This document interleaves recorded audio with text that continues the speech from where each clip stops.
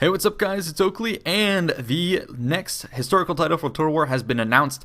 It is going to be Age of Charlemagne. So it's not necessarily the next title, it's almost just a campaign pack, basically. But it's not standalone. It's going to be requiring you to buy Total War Attila, and that's going to set you back about $15 as of right now.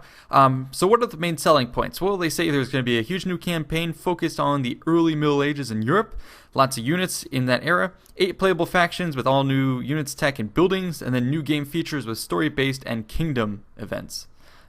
So let's dive into it.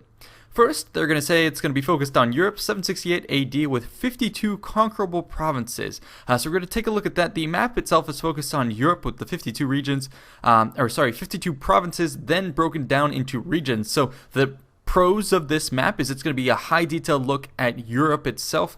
So take a look at the British Isles right now. Previously in Total War games, you would only have to conquer 2-3 cities to take control of that whole area. Now that it's broken down and we're zoomed in much closer, you can have a lot more of an empire and battles, and it's much more of a slogging fest to actually take over that area. Same thing goes with Spain, Italy, France, Germany, places like that. The downside, however, is the map is a little bit too restrictive. Where the Byzantines, the north stops at Denmark, and to the south, you can only see parts of North Africa. So I guess we're going to see a little bit of the Muslims in parts of Spain, but outside of that, it seems like we're a little bit too restrictive. So that would be the downside of the map that I can see so far.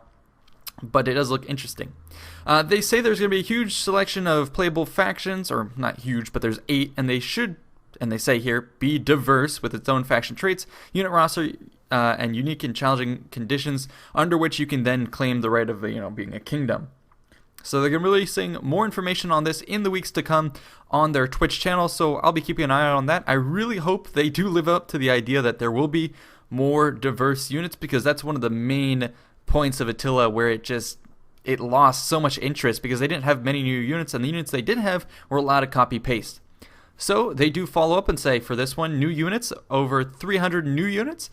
But looking at the images, it's a lot of the Germanic factions again, so I really, really, really hope that they differentiate it. I mean, historically, what you see arising in the West is going to be these Germanic factions, which took over the Western Roman Empire, and then started to get a little bit more modernized and heavily armored and stuff. So historically, you do have these guys.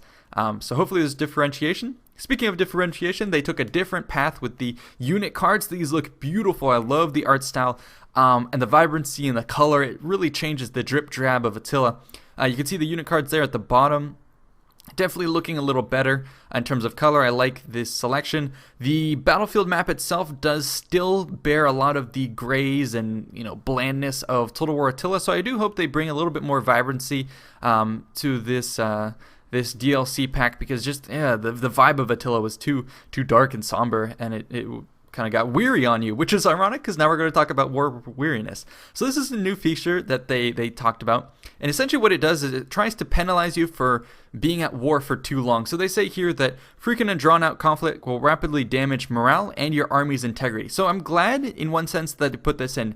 People have said, whoa, this is total war. There should be a focus on having lots of war. Why would you hurt me for doing that? Well, I think the problem is in previous Total War games, because you had no real penalties for being at war, it changes your train of thought when you're playing on the campaign. You go to war with someone and you're like, all right, I'll stay at war with them until they're gone, until I've killed them completely. What this does is it forces you to have limited campaign objectives, to focus on capturing one territory or one beachhead or gathering resources in one area. So I think that's pretty nice. Another thing to kind of guide your limited campaign objectives is going to be this unique kingdom and story event system that they've announced.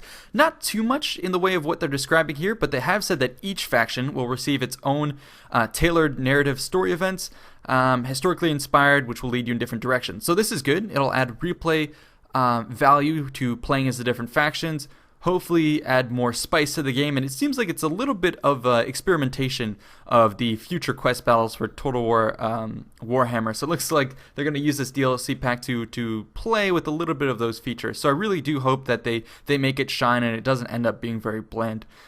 So yeah, I think adding more to the campaign is definitely a boon to this expansion pack. New technologies and buildings. One of the cool things they said here is that many buildings in one particular region can buff adjacent regions and provinces. So that's cool. Instead of having your building slots filled up with buildings that you need to have to sustain a viable economy. You can instead have that building in just one of your regions, and that'll then support the regions next to it. So I think that's a big change, getting us closer to the way Total War used to be, which is where you didn't have such limited building slots. So I'm glad they're going a little bit more in that direction, and it allows you to kind of chain combinations and benefits across the land. So much smarter and more versatile, I think. Another great boon that they've done in terms of the aesthetics is take a look at what the technologies look like. Stained glass theme, looking very, very awesome. I love the coloration of all this. Definitely bringing this period to life. Agents and skills. This paragraph is such bullshit. You will find agents more specialized than before, with assassins, spies, and priests. Focus on a more powerful but specific ability set, rather than being more useful in all situations. That's not new. That's the way it used to be CA. So I'm glad they're going back to that old way of doing things. Finally, the new Army and Navy legacies will focus on bonuses and stuff like that. So overall, what are my thoughts on this? Does it live up to the $15? I think it does. I will reserve further judgment until I get hopefully a review copy of this.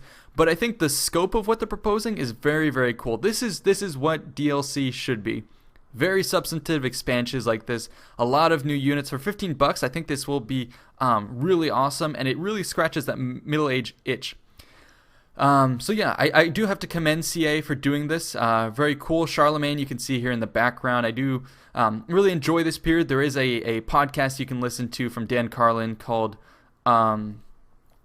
Thor's Angels. Definitely recommend you check that out. So I think this is CA's chance to redeem Attila. Attila itself was a very awesome game, much more polished than Rome 2, but at the end of the day, it suffered from a couple key mistakes, I guess. And one was unit variety, some certain bugs in the game that still don't do well. The total, the Huns that just wash out your entire region and make wastelands everywhere makes the campaign feel very weird. The rinsed and repeated, Germanic factions all over the place. I think if they address those, then the polish that Attila was supposed to have with additional variety and shine will definitely make it a title that will bring more people to the game. And I think that's why they're coming out with this DLC and putting it at this particular price point, is because they want more people playing Attila.